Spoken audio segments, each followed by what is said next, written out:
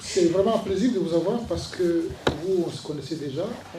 C'est un politique, un crime d'État, simplement parce que c'est dans ces...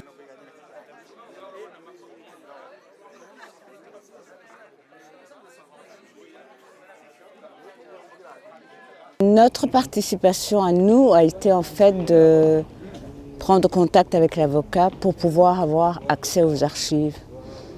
Et notre participation à chacun, on a été chercher parmi les gens que nous connaissions d'avant, qui ont connu nos parents, ou qu'on savait qu'il y avait eu un contact quelconque à ce moment-là, et contacter chacun pour voir si leurs parents n'avaient pas d'archives, s'ils n'avaient pas des documents qu'ils pouvaient nous donner. Ce qu'on a fait, ce qu'on a retrouvé, par exemple, quand on parle du procureur Charles, c'est via sa fille, sœur Agnès, qui avait été ma prof d'histoire au lycée à Bujumbura, mais que je ne savais pas du tout que c'était la fille du procureur Charles. C'est quand on a commencé à travailler sur ce dossier qu'on m'a dit, mais demande à sœur Agnès. Je dis, qu'est-ce qu'elle a à voir? Elle me dit, mais c'est la fille du procureur Charles. Elle en a discuté avec sa famille et sa famille a bien voulu nous donner les archives du procureur, en fait. C'est comme ça qu'on les a eues. Donc chacun de son côté a participé par rapport à où il pouvait avoir une information ou où il pouvait avoir des documents et les remettre à Ludo qui lui pouvait les étudier beaucoup plus largement, plus habitué à travailler sur ces archives que nous en fait. Et voilà. J'ai contribué, mais c'est surtout Ludo De Witt qui a fait le travail, mais nous ça fait 8 ans qu'on travaille ensemble. Et ça a été... en fin de compte, on a accouché sur des documents sur lesquels on n'avait pas accès auparavant. Donc c'est une expérience assez longue et douloureuse quelquefois. Mais heureux d'avoir fait ça. Évidemment, mais les politiques belges... L'émotion, la première émotion était compliquée parce que c'est Ludo qui nous a trouvés, parce qu'il avait trouvé des documents en Angleterre, puis il nous en a parlé. Donc on s'est retrouvés face à quelque chose qui, chacun de son côté, était une histoire familiale, mais que personne n'avait été creusé. Et là, on s'est retrouvés devant le fait de se dire qu'est-ce qu'on fait. Et on a décidé, mais vraiment très rapidement, qu'on le fait, mais on le fait ensemble.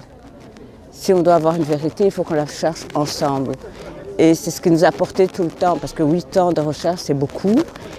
Et du coup, on a pu échanger émotionnellement, ça a été parfois difficile, parfois parce qu'il fallait retourner sur des histoires très personnelles pour se mettre ensemble, mais on a dépassé ça, on s'est dit dès le départ, on se fait confiance, on décide de travailler ensemble.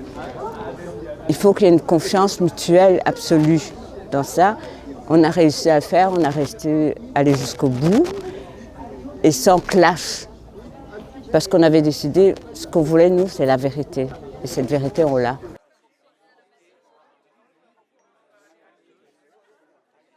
Mais ça n'a pas été trop compliqué parce que, quoi qu'on en dise, bien que nos familles se sont, entretuées, si je veux dire, enfin, il y a eu exécution, on a quand même réussi à rester, à avoir une sorte de connexion, mais ce qui se passe, c'est que rien n'était factuel. Ça veut dire que tous les éléments qu'on recevait de nos parents, nos oncles, tantes et tout, étaient toujours des on a dit, qu'on a dit, qu'on a fait, qu'on avait. Et les documents n'existaient pas trop, donc on est très content qu'on ait pu ressortir ces documents. Et voilà, c'est la lecture et c'est une nouvelle information sur laquelle on doit travailler. Merci. Une dernière... Notre cohabitation était normale, amicale. On savait qui était l'enfant de qui, mais on ne parlait jamais de cette histoire. On savait qui était qui. On se fréquentait, oui, sans souci, mais jamais on parlait de cette histoire. À partir de ce moment-là, on en a parlé. Ça veut dire, d'en parler, c'est rentrer dans les émotions des uns et des autres. Et c'est ça qu'il fallait gérer, qu'on a réussi à faire. Et voilà.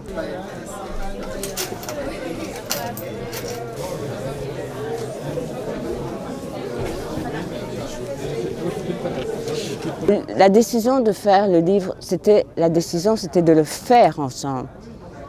Pour montrer aussi que c'est un combat commun. Je ne sais pas si je m'exprime bien. C'est un combat commun. Ok, il y a eu des erreurs des uns et des autres. La descendance n'a rien à voir avec ça, à la base. Donc je ne peux pas en vouloir à Aimé de quelque chose que son père a fait. Je ne peux pas vouloir à Béatrice de quelque chose que son père a fait. Donc voilà. Mais la recherche de la vérité était pour nous essentielle, mais pour chacun de nous, mais aussi pour notre descendance à nous. Qu'est-ce qu'on va leur raconter? Qu'est-ce qu'on leur laisse? C'était ça l'important. Et pour moi, ça va plus loin. C'était aussi pour la jeunesse burundaise actuelle de connaître aussi l'histoire du pays réel. Pas des parties d'histoire ou des parties arrangées ou des parties... Voilà, c'était votre pays, voilà ce qui s'est passé. Et j'espère que pour le reste, après, ça va venir aussi. Mais moi, j'ai choisi cette partie-là. Après, peut-être quelqu'un d'autre va continuer sur ce chemin-là pour tout ce qui s'est passé par la suite au Burundi. Parce qu'il y a une vérité qui doit se faire sur l'histoire du Burundi. Voilà. Par la transparence, le droit à la transparence, le droit à la vérité, et qu'on puisse... Moi, je veux savoir la vérité. Là, maintenant, en fait, c'est comme... l'histoire Rwagasore vis-à-vis du Burundi, vis-à-vis de la Belgique, vis-à-vis du monde entier, c'est comme l'histoire d'un iceberg, c'est qu'on ne voit que le dessus, et le dessus, ce sont nos parents, un point, un trait, et un grec. Ça veut dire que c'est une histoire burundo-burundaise. Et là, on lit le livre de Rwagasore, et on voit que le dessous, donc au niveau de l'iceberg, est énorme. Ça veut dire qu'on se retrouve avec un conflit ouvert entre la Belgique et les Nations Unies.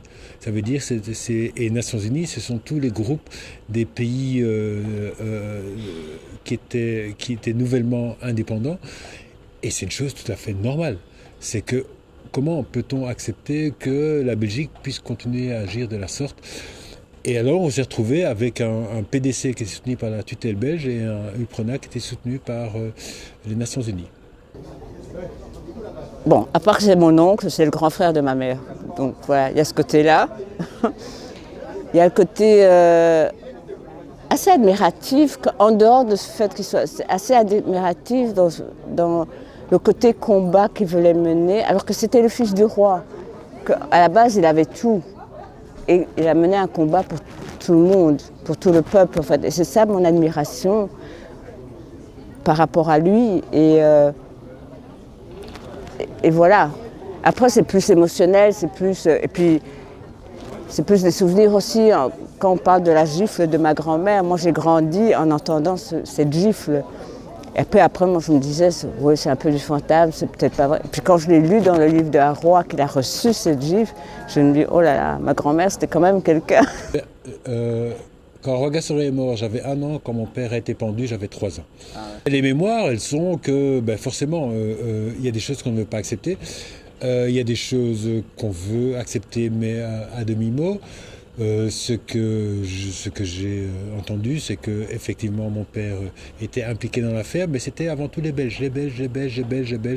Et ce mot revenait sans cesse, alors qu'il n'y avait aucune preuve tangible que les Belges avaient participé et avaient même initié ce type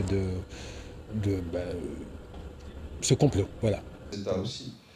Par rapport à la mémoire coloniale, je veux dire qu'à un moment donné, c'est le Parlement, c'est les institutions. J'ai eu la chance de grandir en Belgique avec ma maman, qui elle est la cousine de Rwagasore. En fait, en réalité, le papa de maman, qui s'appelle Ninama, était le cousin germain de Mambutsa. Donc forcément, Rwagasore et maman étaient cousins, on appelle ça 2e génération. Mais bon, chez nous, c'est quand même fort proche. Et elle nous a toujours élevés dans le pardon et enfin dans l'unité. Pardon, je ne suis pas trop sûr, mais dans l'unité. Et un exemple concret, c'est qu'en 1972, il y avait André Mouilois, qui est mon oncle, qui venait en Belgique pour soigner son enfant, qui s'appelait Alain, qui malheureusement est décédé l'année passée, donc Alain Mouilois. Et ils étaient installés dans un appart-hôtel parce qu'ils devaient faire des soins au niveau de l'hôpital. Et maman a proposé à Mouilois et à Bénédicte, donc au tonton et à la tantine, que Alain vienne habiter à la maison. Pour moi, c'était tout à fait naturel, que c'était un nouveau cousin et tout, mais pour des gens qui étaient plus âgés que moi, ils ne comprenaient pas du tout ce geste-là. Et là, je suis reconnaissant vis-à-vis de maman qui nous a toujours appris à aller au-dessus, au-delà des trucs évidents et que l'unité était fondamentale.